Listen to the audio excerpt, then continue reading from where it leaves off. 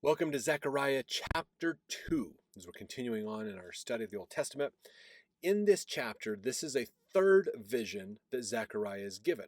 Now, in this one's more specifically given to latter days prophecy rather than present day prophecy for him. So this one applies to our future more than Zechariah's present, basically. Verse 1, I lifted up mine eyes again and looked, and behold, a man with a measuring line in his hand. Excuse me. Something in my throat there for a second there. So if you remember from chapter 1, we talked about this idea of the line. When you're building stuff, sometimes you have to put a line up to see, is everything level? Is it straight? Is it working properly? Is it out? Make sure there's accuracy there. So there's a man with a measuring line in his hand. Now, but we can also think of this as tape measuring line. They draw the line out and they hold it and then they move it up, hold it again, so that they're measuring certain distances. Verse 2, Then said I, Whither goest thou? And he said unto me, To measure Jerusalem, to see what is the breadth thereof, and what is the length thereof. So breadth is width, length is length. So if you know the breadth and width, times that by 2, remember you get the area of a square, basically, or the area of the object. So he's going to evaluate Jerusalem. So there is an evaluation happening, basically. So verse 3, And behold, the angel that talked with me went forth, and another angel went out to meet him, and said unto him, Run, speak to this young man, saying, Jerusalem shall be inhabited as towns without walls, for the multitude of men and cattle therein. So while the first angel is going to do the measuring, another angel comes in and says, You need to go tell him, by the way, I'm measuring Jerusalem, but in the last days, Jerusalem's going to be so packed with people, there won't be an outer wall. Now, that's significant for two things. One, the city's going to be so packed, it's going to have to expand. And it'll expand faster than they can put a wall up. And two, the wall is protection. It's defense. They won't need to defend themselves because they don't need the wall. In fact, Keil and Delitzsch said this in their article, their book on the Bible commentary. Jerusalem is in future to resemble an open country covered with unwalled cities and villages. It will no longer be a city closely encircled with walls. Hence, it will be extraordinarily enlarged on account of the multitude of men and cattle with which it will be blessed.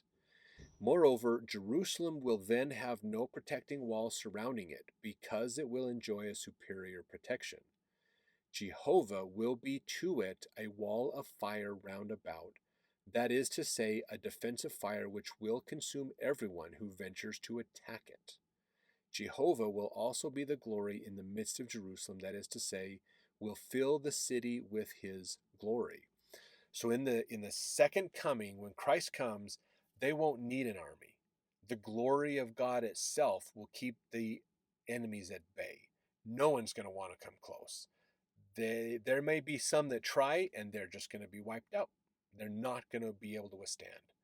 Now, if you think about withstanding the glory of God, and there's other experiences where people have had that experience, their body has to be changed and transformed in order for the physical body to withstand that.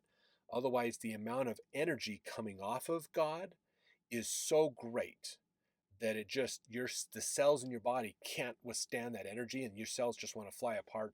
You want to basically like burn up. You want to disintegrate. So that's what they're saying is that's what's going to happen. So without that changing, like Moses and others got to stand in the presence of God, you won't survive it. Basically, the glory of God will just destroy the power. The energy that's coming off of him is so great that your mortal cells won't handle that power, and your cells will want to fly apart. So that's God's going to be the defender. They don't need an army anymore. So verse 4, I just read that one. Verse 5, For I, saith the Lord, will be unto her a wall of fire round about, and will be the glory in the midst of her. So this is, if you think of the Exodus reference, pillars of fire, those were physical things to guide him, but it's still that metaphorical idea of the light of God The energy of God is going to take them and to help them. And so this wall of fire, this idea of to the outside world, it's going to be so bright, you'll think the whole thing's on fire. It's going to be so amazing and brilliant. But as they get close, that energy is just going to affect them, and they may try to push through it, but it's not going to be successful because their body won't handle the amount of energy coming at them, basically. Verse 6. So this has to be very comforting for the Israelites to think about this. Verse 6, ho, ho, come forth, and that's not a Santa Claus reference, just FYI, and flee from the land of the north, saith the Lord, for I have spread you abroad as the four winds of the heaven, saith the Lord. So this is talking about not Santa Claus. This is talking of, he's not fleeing from the land of the north, North Pole. This is the gathering of Israel. Come back to Jerusalem. Come back. You've been scattered. It's time for you to come back. Verse 7, deliver thyself, O Zion, that dwellest with the daughter of Babylon. So again, gathering of Israel. Come back. Verse 8, for thus saith the Lord of hosts, after the glory hath he sent me unto the nations which spoiled you. For he that toucheth you toucheth the apple of his eye. Now let's talk about this for a second here, okay? Keil and Delitzsch had a thought about this. The apple of the eye, literally, he's talking about the gate, the opening in which the eye is placed, or the more probably the pupil of the eye, pupilla, as being the object most carefully preserved, is a figure used to denote the dearest possession or good, and in this sense is applied to the nation of Israel as early as Deuteronomy 32. So we see this even in the law of Moses, in the Pentateuch, basically, of this idea that you are the apple of his eye. You are the important part. You protect your eyes from getting injured, and God is going to protect his people. Just that same idea, basically. Now, verse 9, for behold, I will shake mine hand upon them, and they shall be a spoil to their servants. And ye shall know that the Lord of hosts hath sent me. So they're going to be destroyed, anybody that tries to go against them. Verse 10, sing and rejoice, O daughter of Zion, for lo, I come, I will dwell in the midst of thee, saith the Lord. And many nations shall be joined to the Lord in that day, and shall be my people. And I will dwell in the midst of thee, and thou shalt know that the Lord of hosts hath sent me unto thee. And the Lord shall inherit Judah his portion in the Holy Land, and shall choose Jerusalem again. So this is the only time in Scripture this phrase is mentioned, the Holy Land. Judah is his portion in the Holy Land. Only time it's mentioned. Just a little FYI. Verse 13, be silent, O all flesh, before the Lord, for he is raised up out of his holy habitation.